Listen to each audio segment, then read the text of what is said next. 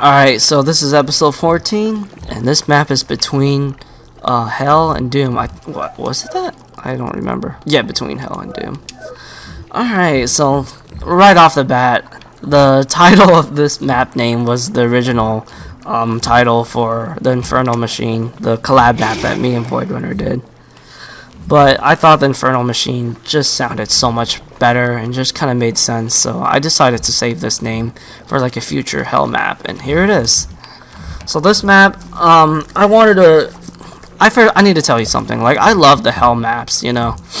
When it comes to like the Doom 2016 campaign, I personally think like the Hell levels were like some of the strongest aspects of the campaign, and not only that, a lot of the fights were just like a lot of fun. So that's kind of like the thing with me and like the Hell modules for SnapMap. I think a lot of them are very well designed, and I think they play really well too. So I kind of wanted to make like a Hell themed map.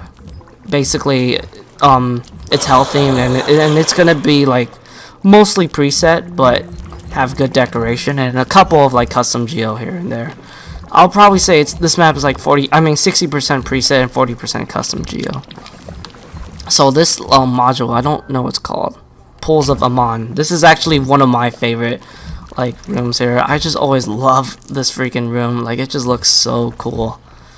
And yeah, I basically just kind of use this room and decorate it a little bit. It's not really too heavy on the decoration because I actually really love how this room is, and I wanted this fight to kind of like be expansive. Like, I really wanted to take advantage of like the entire area. It has like a lot of pretty basic decoration, but I think it's like the good kind of decoration here. I don't know why I really like this like module so much. Like, the design is definitely one thing, but I guess it's kind of like the verticality too that makes this map really interesting. So right here, try to add some more decoration here. You know, like, I personally think it's really great for people to like start out making snap maps by using like the Hell modules. I think people can totally like come up with more imaginative or creative ways to make their maps more interesting to play, or decoration, because like the props, there's like so many props that you can use with like for like the Hell hellish decoration and stuff. I've always been really proud of this little like window here. I was inspired by, I don't really remember which map was it, but it was definitely from a Bloodshot map, because I know like Bloodshot, he does kind of have quite a bit of like these window type of things in his like hellish maps and stuff.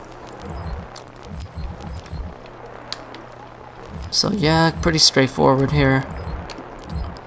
Oh yeah, I guess I should talk about like the gameplay of this map. This map was actually me trying to like take advantage of my 250% enemies and try to make an easy map. Like, I personally think this map is really not that difficult, but I don't know, like, you know, if people will feel the same way, because, you know, generally when you play video games on a higher difficulty, especially in first-person shooters, like, the damage output generally gets increased. And I actually added like way more like health and armor than I normally would in like, you know, my hard maps and stuff. So that just kind of tells you how much easier it is. But I don't know, man. When I saw Rock Hard Gamer played it, I was really shocked by how poorly he was playing, because I really didn't think this map would be so hard for him. So this area, like I said, just like a lot of like small but attentive decoration.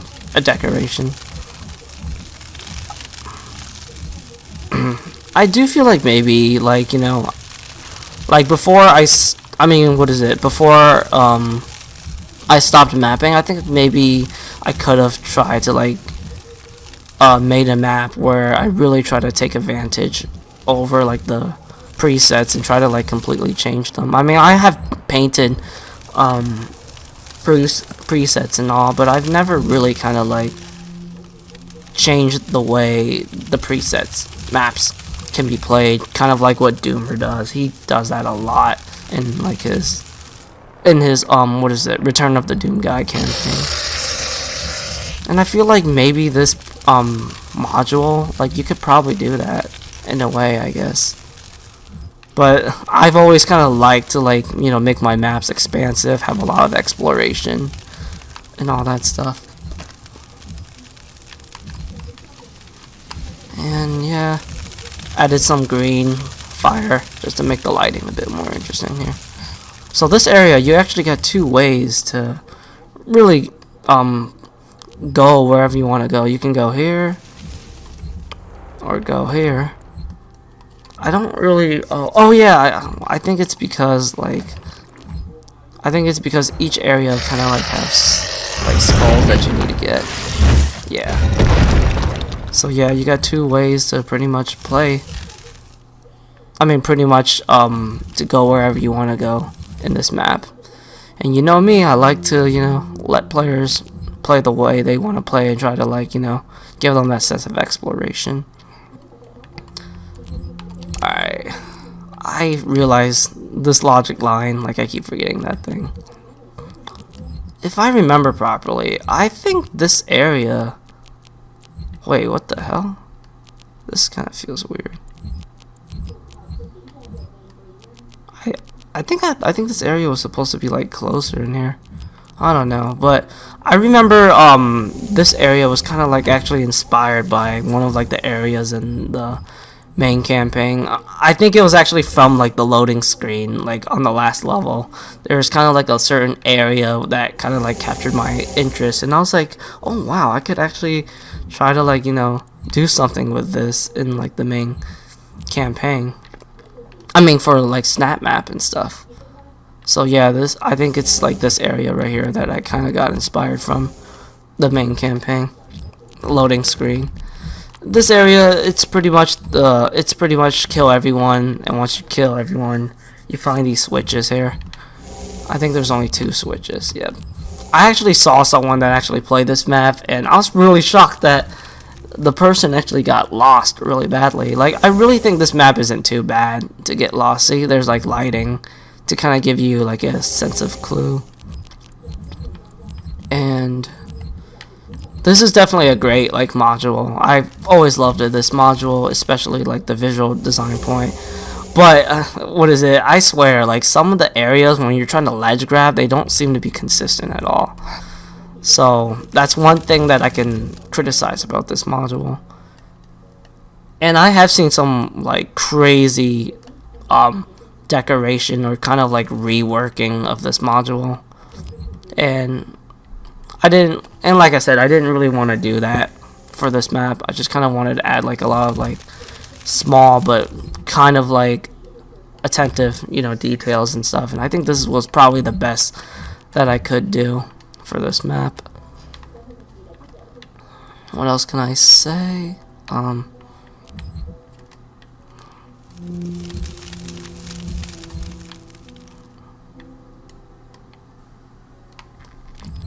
think oh yeah, I almost forgot here.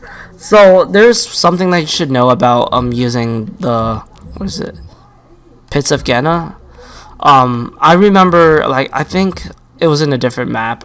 If you ever use this module, don't ever use like the Sentinel or Horde imps, because there's actually a glitch in this map where if you die, it will despawn them. So if you're using like those enemies as like a counter to progress the map, don't do it. I remember, like, you know, wondering like why sometimes I was able to beat the map. I mean, you know, progress the map like fluidly, and then sometimes it won't. And then I kind of realized there's like an obscure glitch in this module. So yeah, be aware of that, people. Be definitely aware of it. You know what? I really don't know like what I was doing right here. I don't know if I forgot to kind of like align it, because this kind of looks a little bit awkward here. You know, like it's been a while since I've made this map, so my memory's all fuzzy and stuff. But if you ask me, I do think there are some stuff I could kind of like decorate a little bit better here. So maybe in the future I could definitely try to decorate some of this. Oh, I almost forgot. So I actually kind of did these blocking boxes upside down because I know like some of the hell modules, like if you use like a regular player blocking volume, like they won't completely go all the way down to the ground, which is really weird. So yeah, that was kind of like something I tried to do for this map. Alright, so I think that's pretty much it for that. You know, let's get into the custom geo stuff. You know, I think this is where it kind of gets a bit more interesting here. Alright, so I knew I wanted to add some custom geo, just to kind of make it a little bit more interesting. I try to make it feel more like, you know, a Doom 2016 type of like design here. But at the same time, still try to like make it very explorative, heavy, just like what I normally do here. I personally think this looks pretty good, you know. I think maybe looking back at it now, I think there's probably some other stuff I could do better. Because, you know, I was never really like the greatest visual designer and stuff. So, and I think I did kind of like improved the more maps I've made. And just kind of like getting better by using like the player blocking volumes and the objects and stuff. So, and the decals too. So maybe in the future I could probably update this map, make it look a bit better. I am completely like happy with the gameplay. I don't think I would change anything with the gameplay. I remember, yeah, this area would kind of like open up, and then you'll get bum rushed here, just to try to like spice things up here. So yeah, pretty straightforward, like what is it? It's kind of like a straightforward arena with some pretty complex layouts, if you would say. So this is kind of like my first attempt at trying to like make some sort of fortress. And I have to say, I actually do think this still looks pretty good, like really good for my standards, you know. I like I said, I'm not the greatest visual designer, but wow, this actually looks pretty good. And I actually did kind of repeat this concept again in my secluded map 5. I kind of like, what is it? Yeah, I eventually did like another fortress type of area, and I think it actually looks a lot more better than this one. But this map, you know, it really did kind of give me a really good starting point of how to make fortresses and stuff. And in my secluded map 5, the inside area, I think it's a lot. There's like a lot more going on too. While this one, it's kind of like basic, but it's well done. You know, it's kind of like decent enough.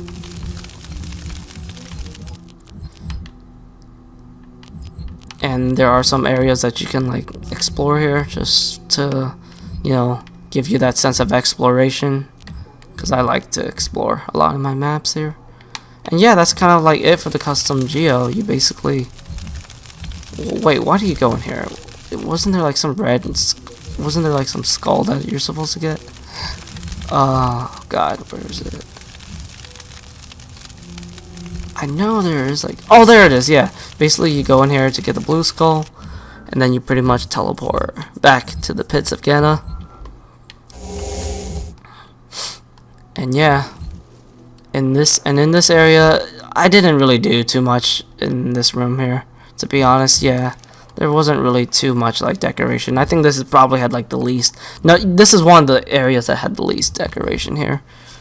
I tried to like decorate it a bit heavier. Like I remember trying to like add walls here or something, but sometimes the enemies get stuck because the enemies can jump over it. So yeah. And not only that, this area does have like custom enemy spawns too. And that's another thing, when you use custom enemy spawns, you're kind of like forced to not like really take advantage of like these preset modules, because it's gonna really screw up a lot of like the gameplay. So yeah, this area, it's not really a hard fight. You just go in here, grab the red skull, and then just pretty much fight it until everything's done, and this thing will be gone. And once you got the skulls, go in here, This is the area that had the least decoration here. This didn't really take too long to decorate. And this is another module that I always liked, so I decided to use it. And this one pretty much uses a lot of custom enemy spawns. I decided to kind of add some like walls, or what do you call it? Yeah, some like the cave like textures here, just to make it a little bit more interesting. And since this uses custom enemy spawns, I believe, yep, I have the AI conductor here to prevent that. And since I'm using the custom enemy spawns, you can't really decorate this area too much too. So yeah, that's pretty much it for between Hell and Doom? Oh god, I always want to like say Doom and Hell or something like that. But yeah, this map, you know, despite of like its simplicity, I actually do think this is a good map. You know, after like looking at some of like the design, I guess, like I do feel like I am motivated to come back and maybe update some stuff, try to make some things look a little better, maybe add some more decals, or try to like create some more structures and or all of that stuff. So, you know, there is like a chance for me to kind of like improve this map better in terms of like the visual design. But I'm definitely, you know, very proud with how the gameplay is. And I do think, you know, this is a good map to play if you really like want a good hell themed experience with, you know, that Doom 2016 and classic Doom type of vibe going on. And I almost forgot, this area here with the BFG division filter effect, it looks so nice. Like the BFG division filter effect looks really good in so much of like the hell themed areas. And yeah, I think that's pretty much it for episode 14 behind the map between Hell and Doom. I hope you guys enjoy these 3 behind the map episodes. I'll probably try to do them more if I can try to like remember what I need to say about these. I mean, about like the maps I want to say, and I gotta like try to find maps that are worth like, you know, commentating and all that stuff. But yeah, stay tuned for more SnapMap videos, people, and I'm out.